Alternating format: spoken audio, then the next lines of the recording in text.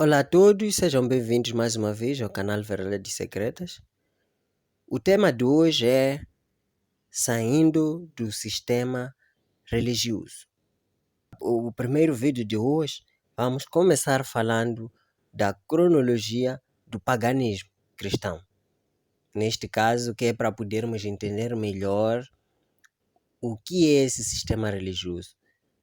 É bem verdade que ainda existem milhões de católicos que nunca ouviram falar da cronologia do paganismo católico romano. Certamente eles sofrem um grande impacto quando ouvem algo do gênero, quando são debatidos com a informação referente à cronologia do paganismo católico romano. Mas nunca vi até hoje um esquema cronológico do paganismo protestante, tão lamentável e laodiceano como católico. Ambas, mãe e filhas, tiveram uma história de amor e ódio e agora no final se unem para o ecumenismo. No tempo do imperador Constantino, que era a personalidade número 1 na igreja, um simples cerimonial não era suficiente. Para poder honrá-lo, a pompa e os rituais da corte imperial foram adotados pela liturgia cristã. Constantino introduziu as velas e a queima do incenso como parte dos cultos da igreja. Sob o reino de Constantino, os clérigos que usavam roupas normais no princípio passaram a vestir-se com roupa especial. Que tipo de roupa especial era esta? Eram peças de vestuário dos oficiais romanos. Ademais, se introduziram vários gestos de respeito aos membros do clero, que eram semelhantes aos dedicados aos oficiais romanos. Também foi adotado o costume romano de iniciar o culto com músicos profissionais. Para este propósito, corais foram treinados e trazidos para a igreja cristã. Todas estas características foram copiadas da cultura greco-romana e diretamente inseridas nas atividades da igreja cristã. A cristandade do século XIV foi profundamente moldada pelo paganismo grego e pelo imperialismo romano. Depois da era do Constantino, os edifícios eclesiásticos passaram por várias etapas diferentes. A arquitetura cristã passou da fase basilical para a fase bizantina. As catedrais bizantinas tinham grandes cúpulas centrais, além de ícones e mosaicos decorativos. Depois da arquitetura bizantina veio a românica. Se caracterizavam por uma elevação de 3 plantas com gigantescas colunas sustentando arcos redondos e um interior colorido. Após o período românico, veio a era gótica, no século XII. A arquitetura gótica foi marcada por catedrais com abóbadas, arcos e pilastras pendentes. O termo catedral se deriva de cátedra. Catedral é o edifício que contém a cátedra, a cadeira do bispo. Catedral é a igreja que contém o trono do bispo. Os vitrais foram introduzidos nas igrejas no século VI por Gregório de Tours. Como no caso das basílicas de Constantino, a raiz da catedral gótica foi completamente pagã. Os arquitetos góticos dependeram muito dos ensinos do filósofo grego Platão. Este filósofo ensinou que o som, a cor e a luz possuíam significados elevados e místicos, que podem induzir humores e transportar as pessoas ao bem eterno. Os artistas góticos se inspiraram nos ensinamentos de Platão e os estabeleceram para serem respeitados. Criaram sistemas de luz assombrosos e inspiradores para dar um irresistível sentido de esplendor e de adoração. A cor é um dos mais poderosos fatores emotivos disponíveis, inspirada na grandiosidade das estátuas e torres do Antigo Egito. A arquitetura gótica buscou uma nova captura do sentido do sublime pelo tamanho exagerado. Isso demonstra que a comunidade cristã do século IV perderam o contato com aquelas realidades celestiais que não podem ser percebidas pelos sentidos, mas apenas experimentadas pelo espírito humano. O púlpito, o falso altar. Os primeiros sermões foram proferidos da cadeira do bispo ou cátedra situada atrás do altar. Posteriormente, um ambo, uma mesa alta ao lado do santuário, diante da qual as lições bíblicas eram ministradas, tornou-se o lugar onde os sermões passaram a ser proferidos. O ambo foi tomado da sinagoga judaica, porém suas velhas raízes remontam às mesas e plataformas de leitura da antiguidade greco-romana. João Crisóstomo destacou-se por tornar o ambo o lugar da pregação. Já em 250 d.C., o ambo foi substituído pelo púlpito. Nossa palavra púlpito deriva da palavra latina pulpitum, que significa palco. O púlpito ou púlpito situava-se em cima de uma plataforma no local mais elevado da congregação. Com o tempo, a frase subir à plataforma tornou-se parte do vocabulário religioso do clero. Em 252 d.C., Cipriano menciona a plataforma elevada que separa o clero dos leigos como a plataforma sagrada e venerada. Já pelo fim da Idade Média, o púlpito tornou-se bem comum nas igrejas paroquiais. Com a reforma, este chegou a ser a mobília central do edifício da igreja. O púlpito simbolizava a substituição da centralidade da ação ritualística, a missa, com uma instrução verbal dos clérigos, o sermão. O púlpito ocupa uma posição central na igreja protestante, tanto que um famoso pastor em conferência patrocinada pela Associação Evangelística de Bill Graham disse: se a igreja vive é porque o púlpito vive. Se a igreja está morta é porque o púlpito morreu. Agora que conheceu a cronologia do paganismo, vamos agora falar sobre o que é o sistema religioso. O emissário do Salvador, o apóstolo Paulo, falou em 2 de Coríntios 3 sobre os círculos religiosos que insistem em ficar nos dogmas e preceitos velho-testamentários, invalidando o sacrifício do Messias e costurando o véu para o povo.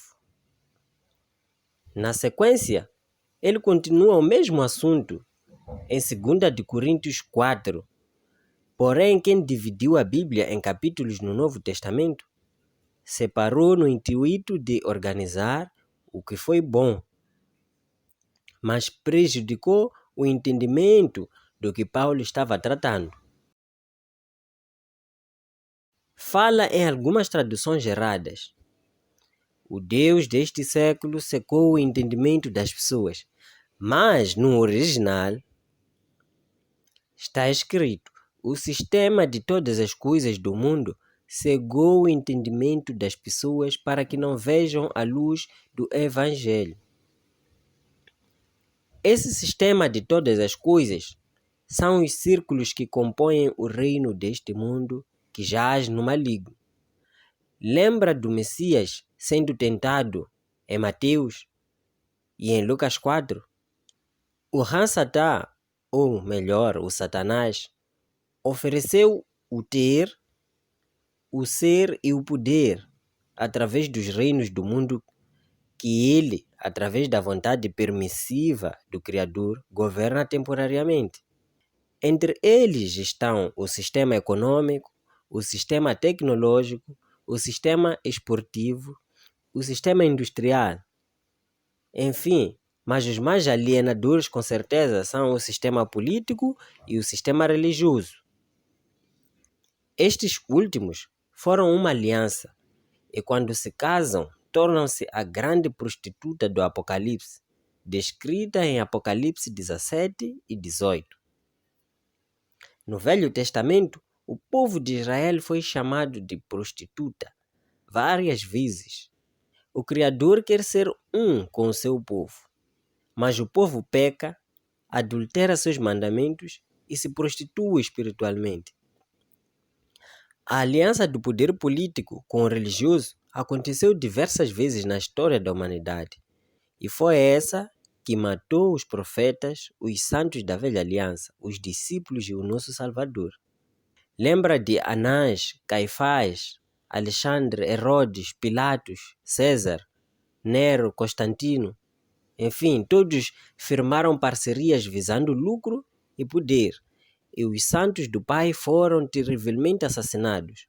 Você que prestou atenção na cronologia do paganismo, agora já tem uma visão panorâmica satisfatória para entender o que aconteceu na história da Igreja, desde Constantino até a Reforma Protestante e da Reforma até hoje, com a bancada evangélica, com o mundo gospel e as alianças político-religiosas e midiáticas. O Messias disse que haverá perseguição na grande tribulação, e esta se dará dentro das sinagogas. Por quê? Porque elas fazem parte do sistema de todas as coisas do mundo. Saulo perseguia, mas ao se converter ao Evangelho, passou a ser perseguido. Fingiu-se de morto para não ser apedrejado. Foi açoitado, sofreu, padeceu, foi preso e por fim foi morto. Hoje a igreja segue o período oposto. Começou sendo perseguida, termina como Laodiceia, sendo poderosa em dinheiro, status, alianças políticas, força religiosa, sociedades secretas, tendo apoio militar e principalmente da mídia. O jogo é tão sujo que tudo é feito por troca de interesses. Isso sem falar das convenções, doutores que se amontoaram nos últimos dias e com coceira nos ouvidos não dão atenção a essa doutrina, mas voltaram-se para mentiras, invenções, inovações e substituíram a alegria do Espírito Santo por entretenimento. É desse sistema que o Messias está falando em Mateus 23. Nos últimos 2 textos supracitados, o Salvador deixa claro que só ele é o pastor, e qualquer outro que use este título é mercenário. Note em Apocalipse 3 e em Apocalipse 18, versículo 4, que ele quer fora de todas essas coisas do mundo o seu povo. Ou seja, o seu povo está nas denominações e religiões humanas. Vejamos nestes versículos a verdade que o sistema religioso não prega. Tiago 1, 26. Se alguém se considera religioso, mas não refreia sua língua, engana-se a si mesmo, sua religião não tem valor algum. A religião que Deus, o nosso Pai, aceita como pura e imaculada é esta: cuidar dos órfãos e das viúvas em suas dificuldades e não se deixar corromper pelo mundo. Saindo dos círculos religiosos destacados em Tiago 1, versículo 26, que vivem só de falácias, e vindo para Tiago 1, versículo 27, na verdadeira e única religião para com o Pai. Não ameis o mundo, nem nada que no mundo há, porque quem ama os sistemas do mundo, o amor do Pai não está nele. Cristianismo, budismo, legalismo, espiritismo, ecumenismo, catolicismo, protestantismo. Estes ismos denotam sistemas do mundo. O mundo foi feito para ser vencido. O Messias venceu, Paulo venceu também, e nós também devemos vencer, porque não somos deste mundo. A igreja de Laodiceia tem poder, dinheiro e proteção, mas a Filadélfia tem pouca força. Entretanto, ela guarda a palavra. Em Atos 3, Pedro e João, igrejas vivas do Criador, estão indo dar testemunho do Messias ressuscitado no pátio do templo, às 3 horas da tarde. Mas quando mal chegam na Porta Formosa, encontram um coxo que sempre estava ali pedindo ajuda. Eles, como igreja viva, curam o coxo com o poder do nome do Salvador, que é Yahweh. Em frente ao local de reunião de religiosos que nunca puderam ajudar o coxo. Isso encheu os pastores e padres da época de ódio e inveja, a ponto que ali mesmo começa uma terrível perseguição à igreja. Que enorme contraste há entre Filadélfia e Laodiceia, entre o joio e o trigo. Se você prestou atenção e é espiritual, já entendeu a diferença. Veja a seguir as ações que denotam religiosidade, mas que o Salvador deixou claro serem secundárias, enfatizando que o essencial é o amor. Primeiro, o cumprimento, a forma de como se cumprimentam. Brigam, inclusive por saudações.